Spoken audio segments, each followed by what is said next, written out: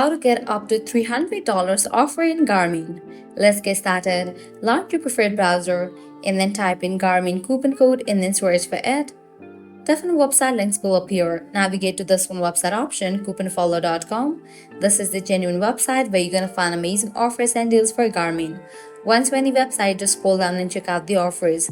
You're gonna find tons of offers: 25% off, 20% off, $499 off, and many more. Head towards the offer that you want to grab, just click on it. Once you get the code, make sure to check the expiration date of the code, whether it is valid or not. If it is valid, copy it, then click on redeem at Garmin. You will be directed to the official website of it.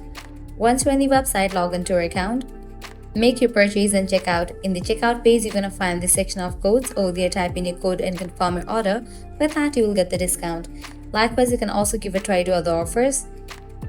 To grab any of the offer, you have to use same exact steps. Lastly, head back. Once you're in this website section, you can also give a try to this one website, groupon.com, as this is also the genuine website where you're gonna find amazing offers and deals for Garmin. So this way you can easily get up to $300 offer in Garmin. At the end, if you guys find this video helpful, don't forget to like, share, and subscribe to our channel. Thanks for watching.